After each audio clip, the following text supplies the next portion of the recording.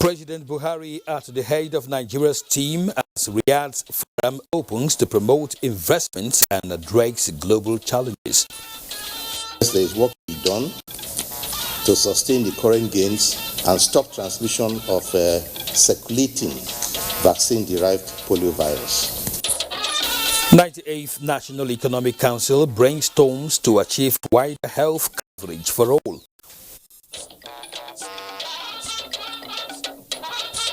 To forward for confirmation by the Senate of the Federal Republic of Nigeria the underlisted nominees for appointment into the NDC board. As the Niger Delta Development Commission comes under scrutiny, President Buhari requests Senate confirmation of 16 nominees as board members.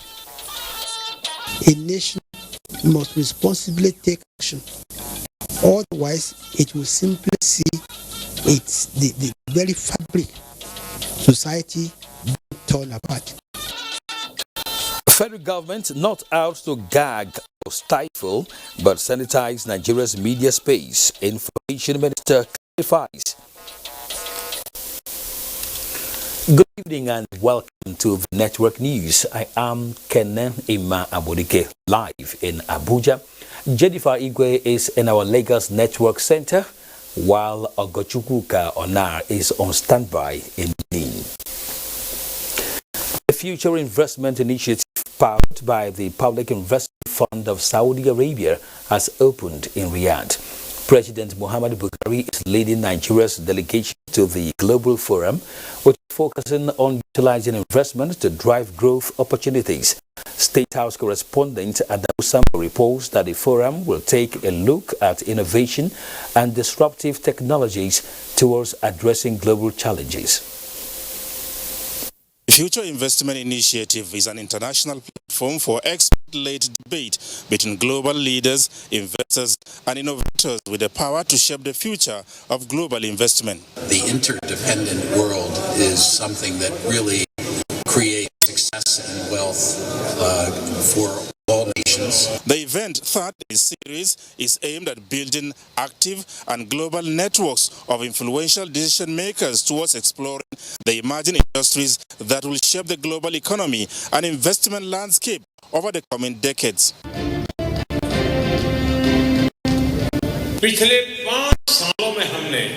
As President Muhammadu Buhari takes the floor on Wednesday to make a case for more investments in Nigeria and indeed Africa's critical economic sectors, some members of his delegation speak on their expectations. I'm very, very glad President Muhammadu Buhari is engaging with the sovereign wealth funds, is engaging with the investment community among his several engagements. Last week he was in Sochi, Japan. He has been in many other places to mobilize investments for Nigeria, and he is gaining traction.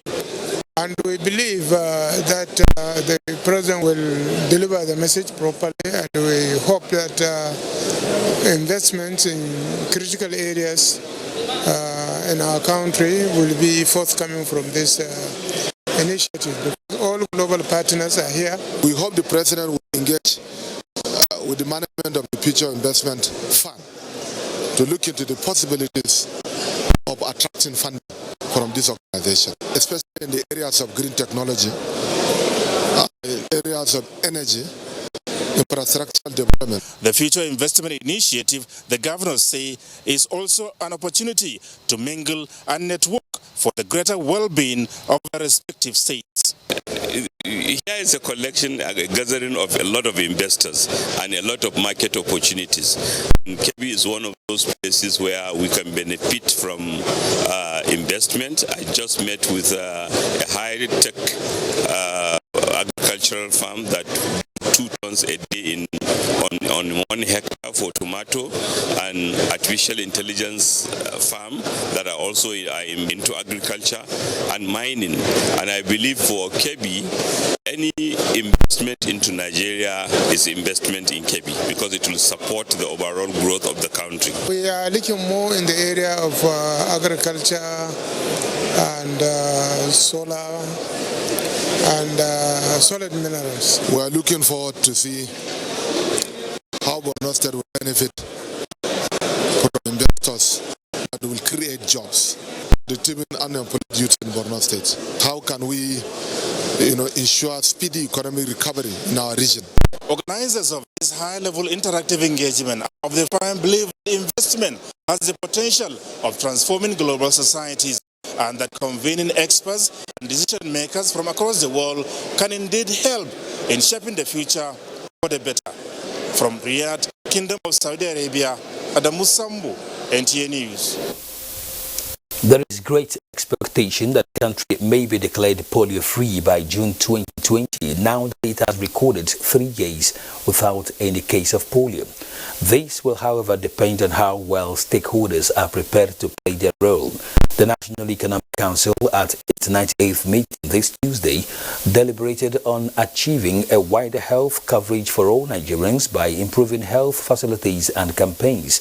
The Council may also call for the involvement of the private sector in the efforts towards bringing an end to smuggling of petroleum products across the nation's borders. State House correspondent Jide Onifade reports on these and other deliberations at the Council's meeting. The aspiration of the federal government, as Minister of Health Osayo Nahire says, is to reach 100 million Nigerians with basic healthcare services. And the minister, while briefing the National Executive Council at its meeting, pleads for the timely release of counterpart funding for this purpose. Despite this progress, there is work to be done to sustain the current gains and stop transmission of circulating vaccine-derived virus. Yellow fever, measles, and meningitis campaigns will take place in 28 states during this year, and the others will be in 2020. Despite the country's progress in RI and polio, other core primary health care center indices have been stagnated, and we are on track to achieve Sustainable Development Goals, SDGs, by 2030. However, so far, no state in Nigeria has been able to achieve fully activated primary healthcare centers in accordance with the set criteria. One of the areas of focus by the meeting was NNPC's efforts on addressing the diversion and wrong tripping of petroleum products, particularly PMS. This is regarded as presenting a significant threat to local regional economy and national security and stability. Forms of illicit transfer of petroleum products, called ITPP, are fueled in most cases by a combination of two or more of the following. 1, access to illegal markets. 2, concentration of filling stations at border towns or areas. As Governor Abiodun says, Council is considering inviting the private sector to provide their own perspective in curbing these illegal activities.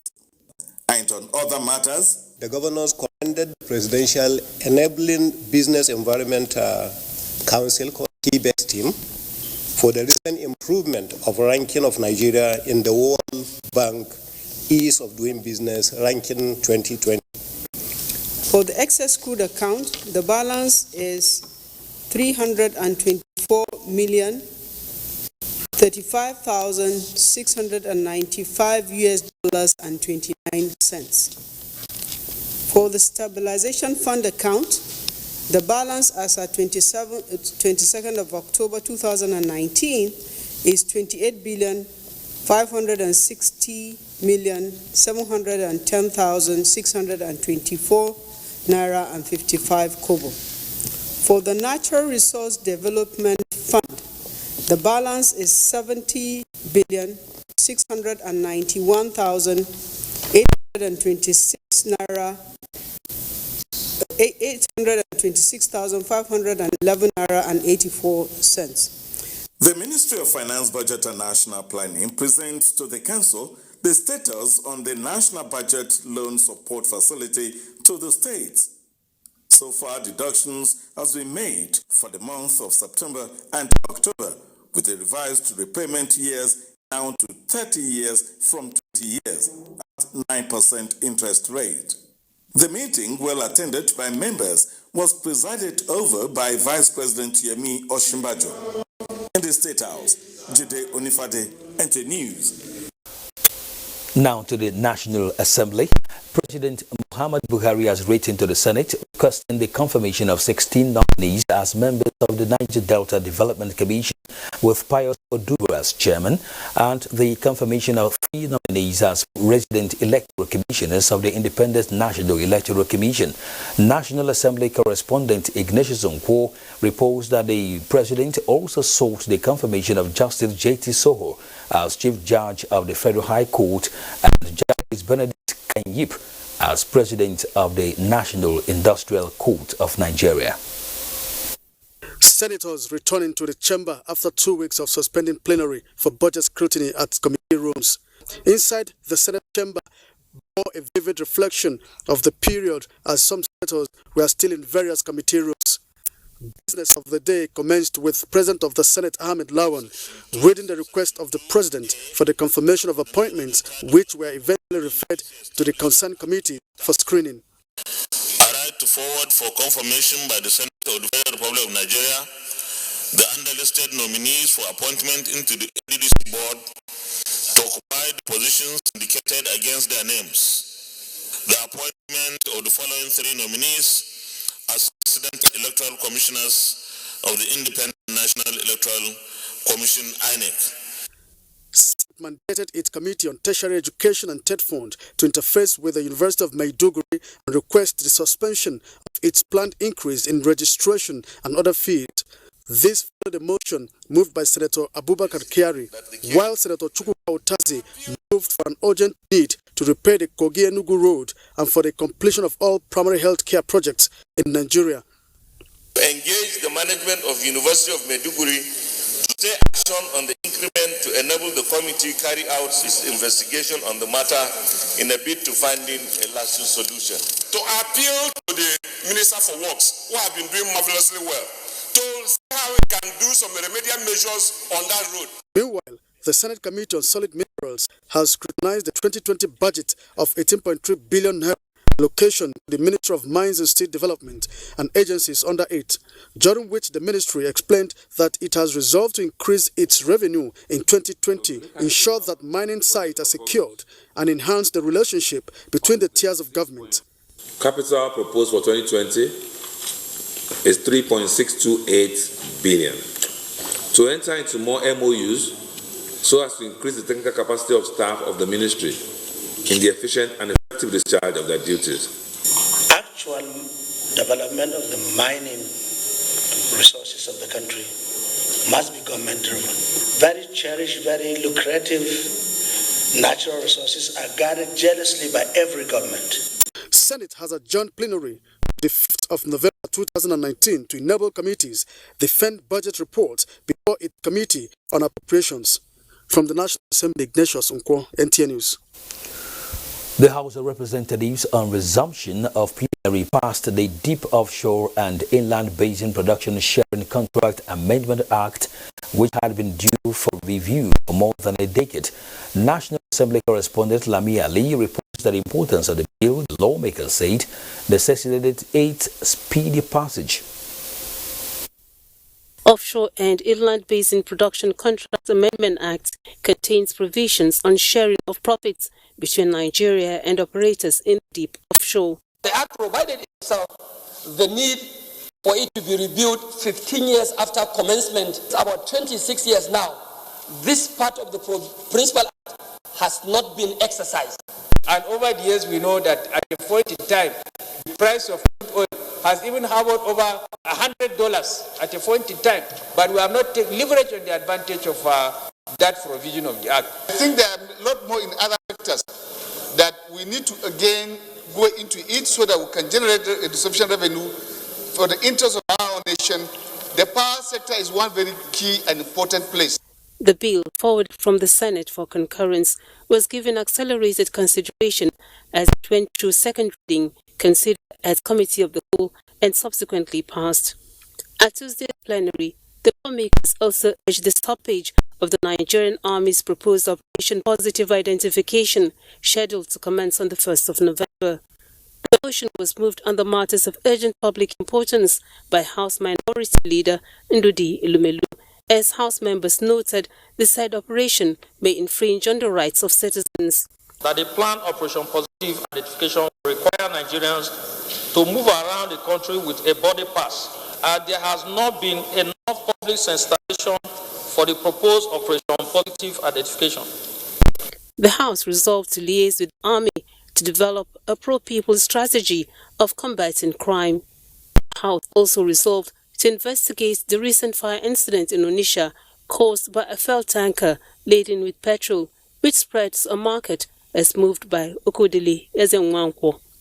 The Speaker, Femi Gbajabiamila, during plenary, commended the commitment and zeal of lawmakers as budget defense to meet deadline. We noticed members were working till 10, 11, sometimes till midnight to meet the deadline. Plenary was also adjourned to Tuesday, November 5th, to enable committees tidy up reports on the 2020 budget. From the National Assembly, Lami Ali, NCA News. Now, Information and Culture Minister Lai Mohammed says the over 900 million naira deducted from his ministry's 2019 appropriation makes it difficult for the ministry to achieve its set goals. The minister stated this at his 2020 budget defense with the House Committee on Culture and Tourism. Anthony Forsen reports. Narrating the mandate of culture and tourism sector to members of the House Committee, the Information and Culture Minister explained that activities of the sector involve a lot of bilateral and multilateral mutual exchanges, international and local travels, which are quite expensive, and due to inadequate funding, the ministry was unable to fulfill these obligations. The minister said his ministry for now is lagging behind in meeting up its financial commitments. Our inability to pay our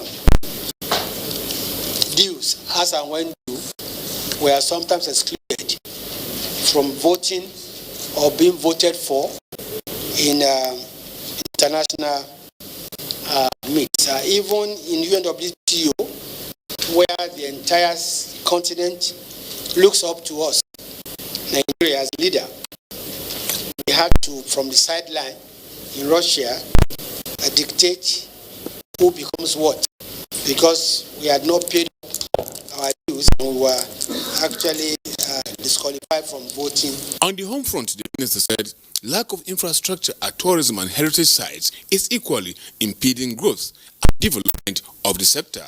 With a 2 billion naira budget proposal for 2020, if approved, the minister said it will go a long way. Mr. Chairman, sir, in tourism, perception is more important than reality. And that's why we need to invest even much more in showcasing what we have to the world. Members of the committee who expressed concern over the low funding of the ministry volunteered to partner with the minister on how to promote culture and tourism, given its enormous potentials for national economic growth. In Abuja, Anthony Forsen, NTA News. Crucial meeting between INEC and political parties held ahead of Kogi and Bayelsa polls. That's just ahead. Do stay with us. National blogger. I travel a lot. Canada. India. Times Square. Shut down New York. They will be back in India. This war is going to be fun. I'm telling you the truth. We are shutting down London. But it's been an awesome time hanging out with you. It's time for dance. Hey! You must be on glow. Is that your new pickup line? Close for value. Enjoy more talk time with data and more data with talk time in Nigeria, your favorite international destinations. Because I'm a comedian, I like to go. So true. So what do you do? Oh, I call you. Dial *777# to choose a plan. Glow Unlimited. One quality sound. Want it bigger? Want affordable? Buy Cynics. Bigger, better. You are here, moving in our midst. the President of the Senate, Senator Ibrahim Ahmed Lawan, the Speaker of the House of Representatives, Right Honorable Femi Gbagadiamila, and members of the Christian Legislators Fellowship of the National Assembly in Nigeria announced the 10th anniversary of National Prayer Breakfast on Thursday, October 31st, 2019. Venue, International Conference Center, Abuja. Time, 7 a.m. prompt. Theme, the fullness of time. Special guest of honor, His Excellency Muhammadu Buhari, GCFR, President of the Federal Republic of Nigeria. Announcer, Senator Emmanuel Bwacha, Chairman, National Prayer Breakfast Committee. All guests are expected to be seated by 7 a.m. To participate, register via www.nationalprayerbreakfast.org.ag or nationalprayerbreakfast@yahoo.com. As part of efforts aimed at finding lasting solutions to difficulties faced daily by Nigerians and motorists, especially truck drivers, Niger State government hereby inform members of the public that as from the 1st of November this year, Bidamina Road will be closed for truck traffic to allow the state government undertake a major rehabilitation on the road. Only articulated vehicles conveying goods with waybill indicating Mina, the state capital, as the final destination will be given entry permit. Motorists, especially articulated vehicle drivers, are advised to adhere strictly to the announcement as measures will be adopted to deal with any driver that flaunts the order. Announcer, Niger State Government. Hey, bro, what's up, man? Wait. Sure, son, I won't device a guy.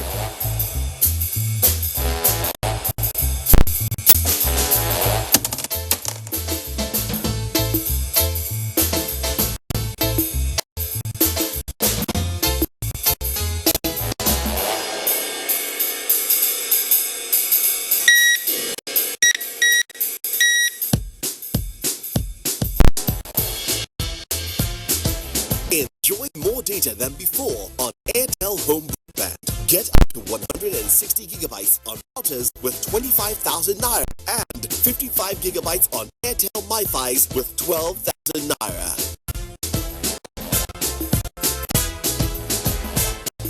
More data, more you.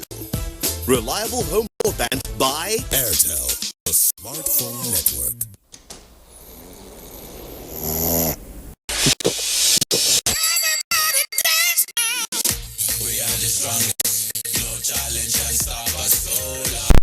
Motor goodness, feel your greatness.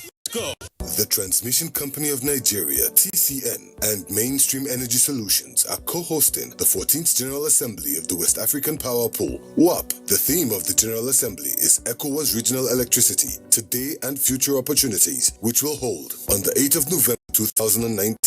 Venue, Transcorp Hilton Hotels, Abuja. Time, 9 a.m. His Excellency President Muhammadu Buhari will declare open the General Assembly on Friday the 8th of November. Guests are expected to be seated by 9 a.m. Also in attendance is the Minister of Power and major power stakeholders from all 15 West African countries. The countries include Senegal, Gambia, Togo, Ivory Coast, Ghana, Liberia, Benin, Niger, Mali, Guinea, Cape Verde, Guinea-Bissau, Sierra Leone, Burkina Faso, and Nigeria. This message is from the Transmission Company of Nigeria, TCN, and Mainstream Energy Solutions Limited.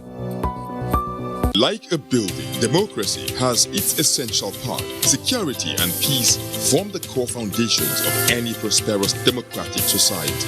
Insecurity deprives a society of the much-needed stability for anything tangible to be achieved. In Kogi State today, there has been peace and stability in the past 3.5 years. This didn't happen by accident. One man, Governor Yahaya Bello, understands the need for peace as an essential ingredient for development. The issue of resolving insecurity in the land tops the table of preference. He provided security agencies with numerous patrol vehicles.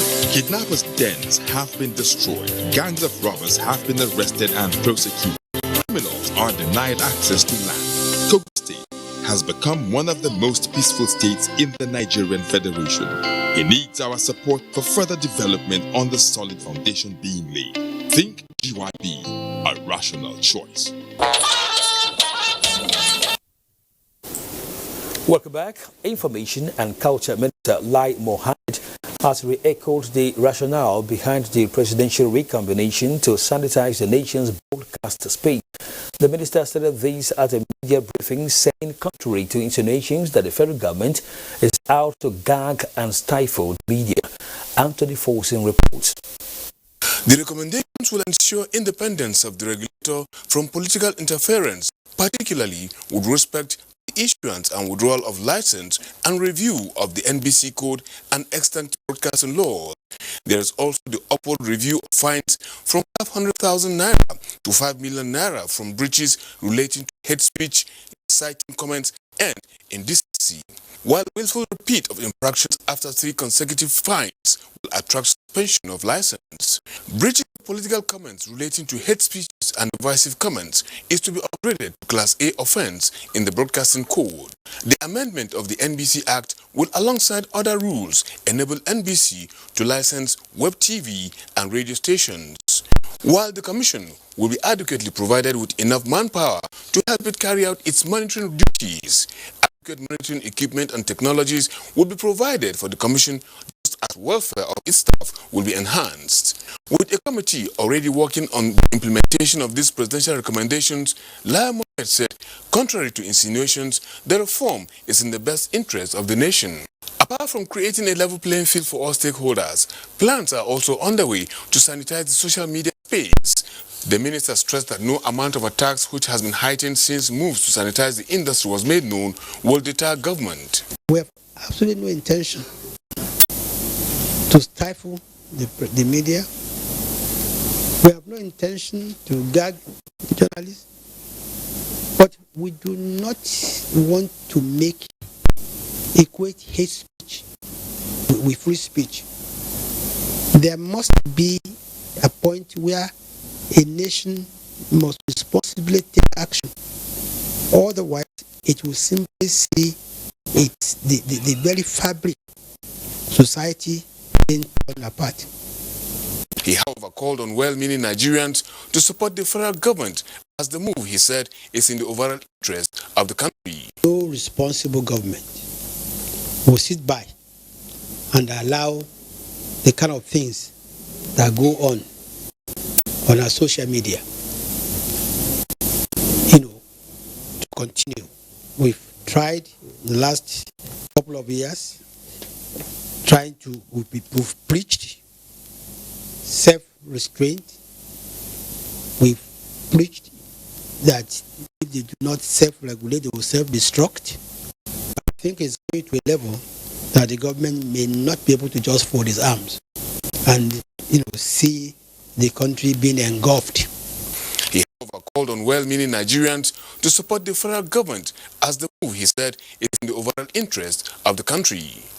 In Abuja, Anthony Folsom, NTA News.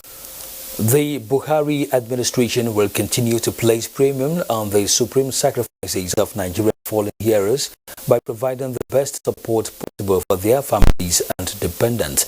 Secretary to the Government of the Federation, Boss Mustafa, said this shortly after he was decorated with the Armed Forces Remembrance emblem by executives of the Nigerian Legion. Metaire Yiben reports. So, a round of applause, please. The Armed Forces Remembrance emblem over time has become symbolic for bringing to memory the sacrifices of Nigeria's fallen heroes and the need to support their loved ones. Secretary to the Government of the Federation, Boss Mustafa, urged all Nigerians to obtain and wear the emblem with pride in appreciation of the gallantry and sacrifices of Nigeria's military veterans.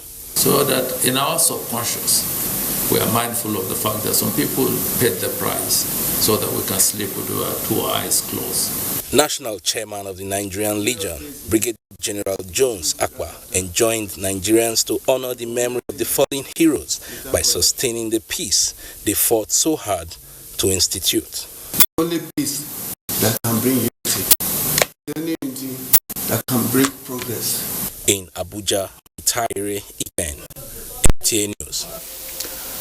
Inmates of the medium security custodial center, Cotton Cafe, including those so far rearrested, have been successfully evacuated to safe locations and no life is said to be lost in the incident.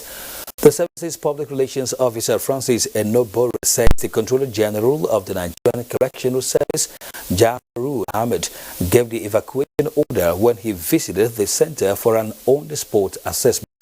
The torrential flood on Monday overran the center at about 2 p.m., pulling down the perimeter fence, causing the inmates' cells and offices to be submerged and forcing inmates to break out of custody for safety. Now to politics. Vote buying, political thuggery and true independence of the Independent National Electoral Commission are some issues extensively discussed at a meeting in Abuja between INEC and political parties ahead of the November 16 governorship election in Kogi and Bayelsa State. Here is Mia Ogidi with the report.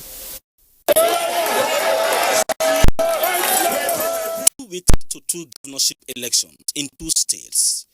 23 political parties fielded candidates in Kogi State, 45 in Bayelsa, and INEC is meeting with representatives of these parties. From the INEC chairman, Professor Mahmoud Yakubu, told the political parties, increase your power for love and not love for power. To advise them against hate speech, inciting statements, physical attacks on opponents, destruction of each other's campaign materials, and other sundry violations of the Electoral Act. It is necessary that you get the right mandate from the people through the ballot box and not through gun, not through intimidation. For INEC, 2 states with too much violence, but all is said to confront them squarely because police will deploy 55,000 personnel in the 29 local government areas, 344 electoral wards, 5,752 polling units, and 26,000 ad hoc staff in the 2 states. About 1.5 million voters will decide who the next governor of Kogi State will be, while about 900,000 will decide Bayelsa State, because they have gotten the ticket to be kingmakers. On vote pricing, selling and buying, we are going to deepen our collaboration with the EFCC and the ICPC in this respect. The latest update I received indicates that the EFCC has secured the first conviction of a vote buyer in Gombe State. Apart from the governorship elections in Kogi and Bayelsa State, the INEC chairman also told the party leaders that having the Kogi West senatorial by-election on that same day with that of the governorship elections in Kogi and Bayelsa State has saved the commission of about 300 million naira because that election will now be conducted with less than 10 million naira. He said only candidates that took part at the general election that will also participate in the forthcoming election at the Kogi West Senatorial District. That means no new admission will be made in form of candidate to participate in the election. Mia Ogidi, NTA News. National Chairman of All Progressives Congress, Adams Oshiomhole, has insisted that Nigeria's land borders should remain closed until neighboring countries respect trade protocols. He was speaking while receiving the Deputy Prime Minister of Vietnam, Vuong Dinh, in Abuja. Salihu Abdullahi reports. Nigeria is currently adopting strategies that will help add value to her economy by creating jobs, fighting insecurity and corruption. The country is therefore taking measures towards achieving her goals, one of which is the closure of land borders, a development that has generated discourse. Vietnam, a Southeast Asia country which exports rice to Nigeria, is also concerned, and the Deputy Prime Minister has come calling. Have to work faster together in order to compensate for such quite a while in our bilateral relations to chart a way forward, the trade and investment type as well as economic cooperation. National Chairman of APC, Adams Oshiomhole, says Nigeria's current leadership is working in line with the change it promised the people through agricultural revolution as a driver towards achieving this. If you imagine the oil drying up tomorrow, with what will you pay for your imported rice or smuggled rice? And all those economy saboteurs, foreigners, including their Nigeria collaborators, who are using foreign and neighboring ports to compromise the economy of Nigeria, they are enemies of this country. We cannot wait for them. So the All Progressive Congress stand firm in backing the government policy. The borders must remain closed, even if they be closed for the next couple of years, until our neighbors learn to respect the rules of fair trade. The visit provides opportunity for the APC national chairman and the Vietnam deputy prime minister to rekindle hope of a mutual bilateral relationship that exists between Nigeria and Vietnam since 1976. In Abuja, Salihu Abdullahi, NTA News. In the related development, against the reactions trailing the temporary closure of Nigerian land borders, the governor of the central bank, Godwin Emefiele, explains the benefits to the Nigerian economy. We are not saying that the border should be closed in perpetuity, but that before the border can be reopened, there must be concrete engagements with countries that are involved in using ports and their countries as landing ports for bringing goods that are smuggled into Nigeria. That engagement must be held so that we agree on the basis under which what are the kind of products they can land in their country, because if those products they land in their country are meant for their own local consumption, it's understandable. Meanwhile, the resolve of the federal government to lift 100 million people out of poverty is gradually becoming a reality. This is with plans to upscale the trader money from the more than 2 million beneficiaries to 5 million. Benny Adams reports. Imagine the livelihood of about 5 million traders getting better by the day, and the multiplier effect on the economy. That is exactly what the federal government wants to achieve annually for the next 10 years. The tool being deployed is the National Investment Program's Trader Money, which came into effect last year.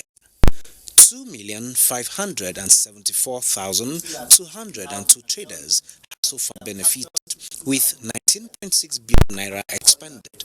The executing agency, the Bank of Industry, while hosting the Minister of Humanitarian Affairs, Disaster Management and Social Development, Said Umar Farouk, explained the entire process, prompting the minister to describe the relationship between her ministry and the Bank of Industry, a partnership that works.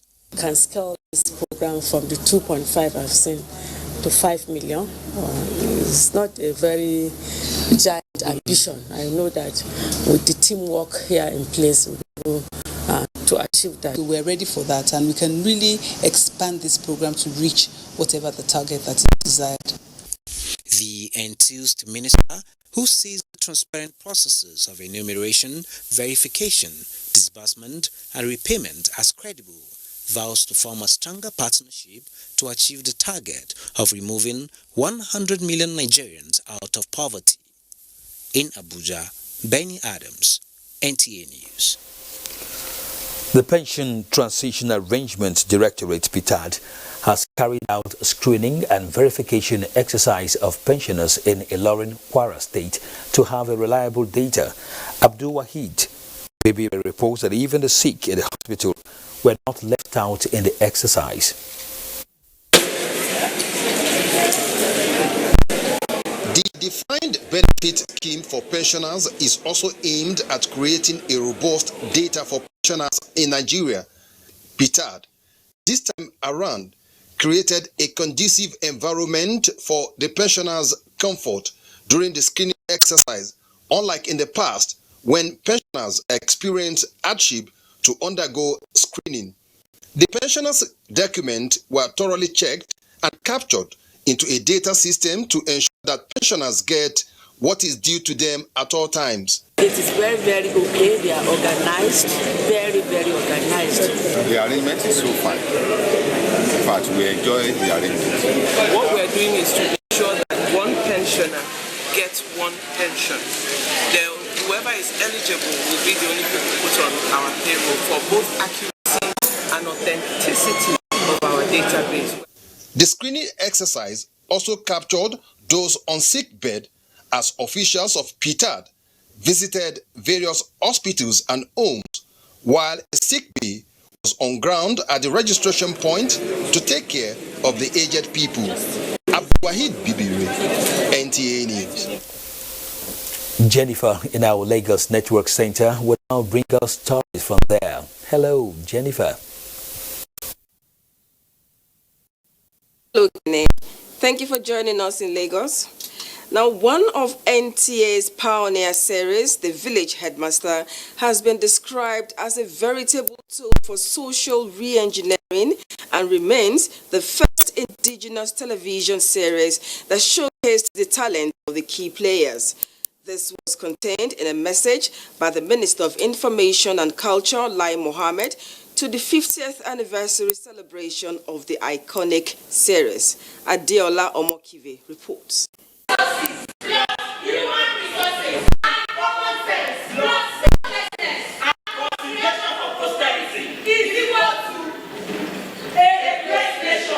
The celebration featured spectacular performances, with some of the cast members rekindling their passion for the drama, showcasing their expertise from 50 years ago.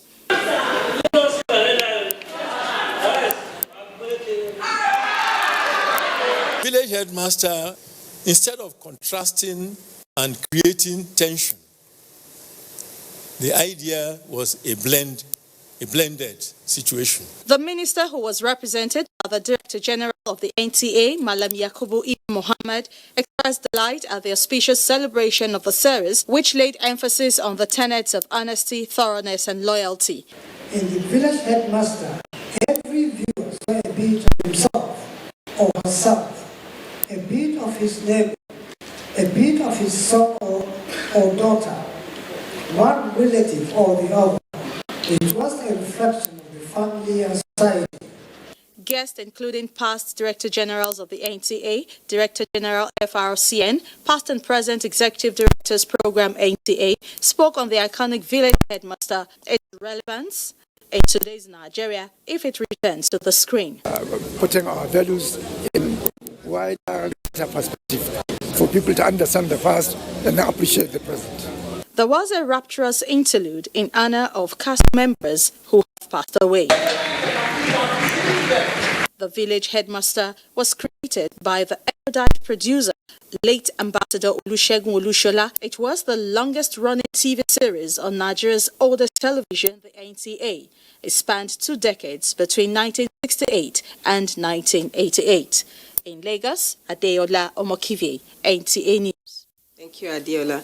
Now, in order for Nigeria's insurance industry to move out of its low ebb of penetration in the country, industry players must adopt the use of blockchain technology in driving a repositioned sector with a focus on prompt payment of claims and fair pricing.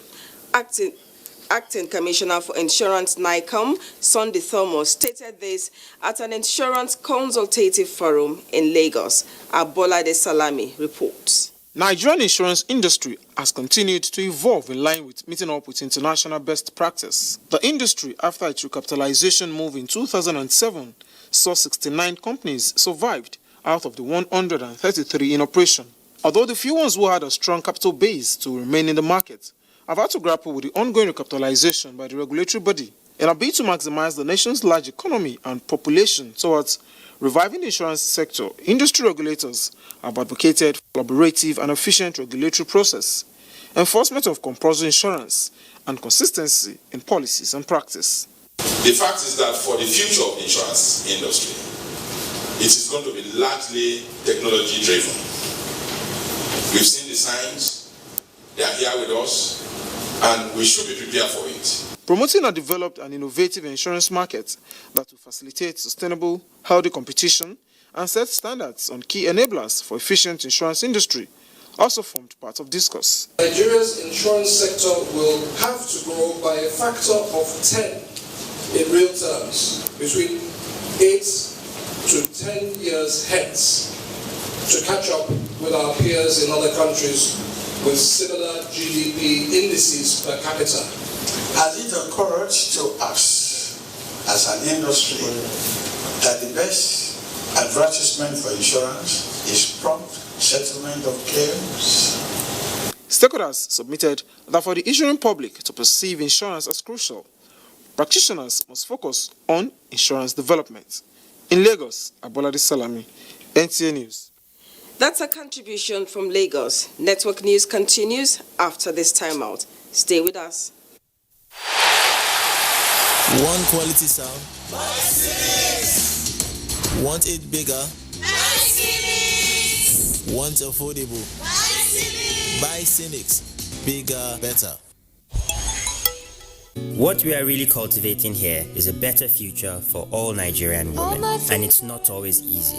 Panadol Extra relieves headache, backache, joint pain, toothache, and menstrual pain. The pain is worth it. It is another morning, not just an ordinary time. Start of a new day. A new beginning.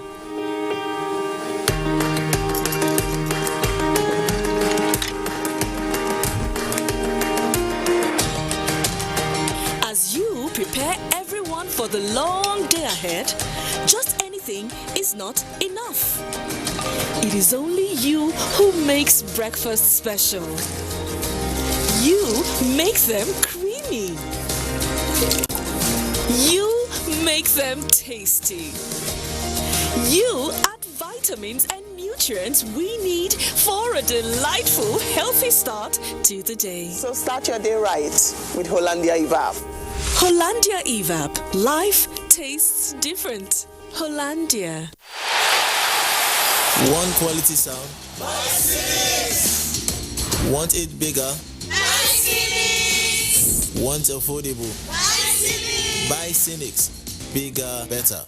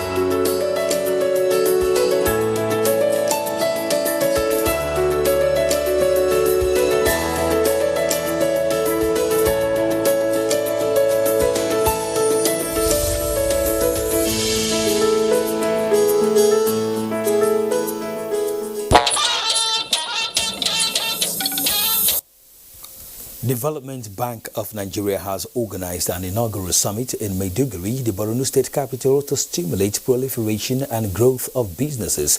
This is towards ensuring sustainable financial inclusion of micro, small and medium enterprises in Borno. The session featured a panel discussion where participants advocated for a workable plan to enable people of Borno state benefit from the initiative. Maimuna Garuba reports. The summit was open to business community in Maiduguri, comprised of entrepreneurs, microfinance banks, cooperative groups, traders, and the general public interested in sustainable enterprise financing. The event primarily focused on alleviating financing constraints faced by micro, small, and medium enterprises in Nigeria through the provision of financing and partial credit guarantees to eligible financial intermediaries in a market conforming on a sustainable basis. The move by the Development Bank of Nigeria was in recognition of the fact that micro, small, and medium enterprises play a crucial role in the country's economic growth, poverty reduction, and employment creation. According to the Managing Director and Chief Executive Officer, Development Bank of Nigeria, Tony Okpanachi, the bank is partnering Borno State government, considering the 10-point agenda of the administration in transforming the lots of the citizenry. The financial institutions will work with to tell them, give them the encouragement, give them the comfort, so that they can also provide financing for micro, small, and medium enterprises here in Borno. The ultimate objective is for them to be able to grow their business, sustain it on a long-term basis. We are working on the legal frameworks to reposition Borno State Investment Corporation, revitalize the Borno Microfinance Bank.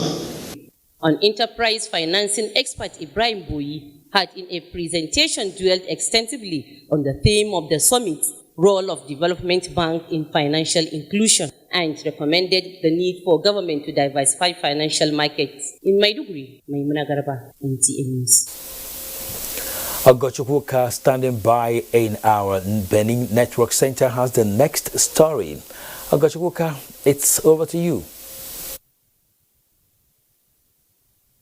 Thank you, Kene. Good evening and welcome. Women across the country are gathering in Akure, Ondo State for the 19th Regular National Council meeting on Women Affairs and Social Development. A technical session to herald a robust discussion in achieving the objectives of the meeting has been held ahead of the opening session on Thursday this week. Toyin Batire reports. The technical session, among other objectives, is to ensure that issues drawn from memorandums submitted by states are in line with the theme of the meeting for contribution and fruitful decisions by the delegates. Various memoranda bordering on the issues affecting women, children, the aged and disabled were put forward. The intention is to ensure that issues earmarked for discussion are in tandem with the theme of the meeting, which is gender equality and social inclusion, a panacea for peace, security and sustainable development in Nigeria. It's to allow the officials who are really the people on ground to go through all the memoranda. Those that are relevant currently that are going to take data. The meeting will be declared open on October 31st by the Ondo State Governor Oluwarotimi Akeredolu, while the ministerial session will be chaired by the Minister of Women Affairs and Social Development, Mrs. Pauline Tadim. It is expected that the council meeting will map out strategies to address some of the challenges facing women, children, and other vulnerable groups in society. In Akure, Toyin Batire, NTA News. And that's it from here. Kenny is back to you in Abuja. Thank you, Ogochukwuka. Making an impact in branding of enterprises that translate to successful businesses is a cardinal interest of the Advertising Practitioners Council of Nigeria. This, Kolo Mohammed reports, was at a two-day summit to mark the second edition of the public sector branding held in Abuja. Laudable potential and important returns in activities of public sectors are premised upon systematic branding for better returns and value. Professionals are at this gathering to up their games, especially with the advancement of the level of global digitization. To avidly encourage the initiatives of capitalizing on the importance of branding in communication as a system. Head of Service of the Federation says branding is beyond colors, logos, vision and mission statements. That brands are enduring. They live in the minds of consumers, employees, the public, and anyone who either loves or hates what they represent. It therefore follows to infer that while visual expressions and aesthetics are appealing, and often provide an integral communication tool to capture public interest and loyalty, these do not independently wield the potency to fix underlying institutional problems. Resource persons encourage systematic public relations by officers of public sectors, as this they believe to a large extent will ensure competitive service delivery. Our major aim of organizing this event is to bring in the public sector into the fora. We want them to be making use of professionals because we understand that some of the communications that are being put out there are not from the professionals. We have so many quacks that come up with so many things. Branding, especially in the public sector, has to do with behavioral change. If you change the pictures, if you change the colors, you might not get the effects that you need until you're able to change behaviors. The concerns of the organizers is for government agencies to leverage on opportunities that will add value to the system. Kolo Mohammed, NTA News. We have more reports after this break. Do stay with us.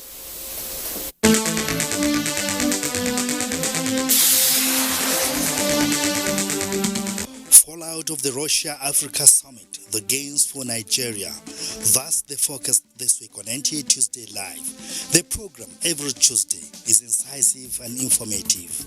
Don't miss it.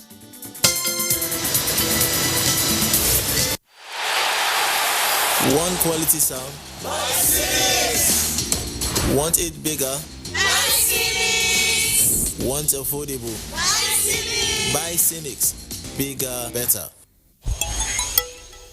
Precious Lord, take my hand, lead me on. The Office of the Accountant General of the Federation regret to announce the death of late Mr. James Y. Nongo, Director, Consolidated Accounts Department, Office of the Accountant General of the Federation, Abuja, who died on Sunday, 6th October 2019 after a brief illness. He was aged 55 years. Burial arrangements as follows.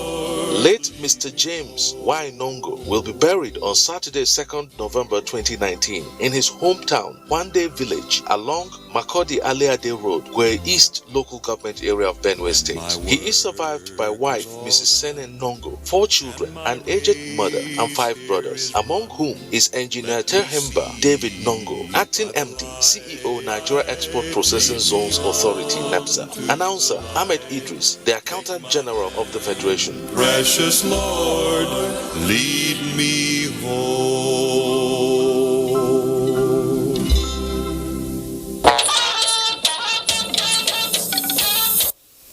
The remains of Hajia Aisha Abubakar Tafawa Balewa, wife of Nigeria's first and only Prime Minister, late Sir Abubakar Tafawa Balewa, have been laid to rest in Bauchi. Mahmoud Ibn Muhammad reports that the octogenarian died 53 years after the demise of her husband. It was a packed full arena at the palace of the Emir of Bauchi with families, friends and sympathizers that gathered to pay their last respect to the matriarch of Nigeria's first and only Prime Minister's family, Hajia Aisha Abubakar Tafawa Balewa, who passed on Sunday in Lagos after a protracted illness. Allahu Akbar. We all missed her for her humility. Even we, the grandchildren, any of us who gave birth to a child, Hajia, in her physical condition, will make sure she's taken there, see the child, bless the child, and we all missed Hajia. Commiserate with the people and government of Bauchi and Nigeria. I wish to commiserate with His Excellency, the President, Commander-in-Chief, and need all former presidents over her death. Her death is the end of an epoch that we always look back with nostalgia, being the first republic that marked the break from colonial administration. Laid to rest at the Bauchi Muslim graveyard, the late octogenarian was described as a humble mother and a grandmother. Aged 85, late Hajia Aisha Abubakar Tafawa Balewa is survived by 7 children and many grandchildren. In Bauchi, Mahmoud Ibn Muhammad, NTA News. Meanwhile, First Lady of Nigeria, Dr. Aisha Muhammadu Buhari, has expressed her sadness over the death of Hajia Aishatu Jumei Balewa, wife of the former Prime Minister of Nigeria, Alhaji Sir Abubakar Tafawa Balewa. Mrs. Balewa died in Lagos on Sunday, 27th October 2019. In a statement signed by the Special Assistant to the President, Office of the First Lady on Media and Publicity, Aliyu Abdullahi, Mrs. Buhari expressed her heartfelt condolences to the grieving family of the late Prime Minister and prayed God to grant them the fortitude to bear the loss. Nigeria and Ecuador are currently playing 1-1. In fact, they are at halftime at the moment in the ongoing 18th edition of the FIFA Men's Under-17 World Cup in Brazil. We hope it will end in victory for the Golden Eaglets. And that was our bulletin for tonight. Thanks indeed for watching. My name is Kenen Ima Abodike. Enjoy the rest of the day.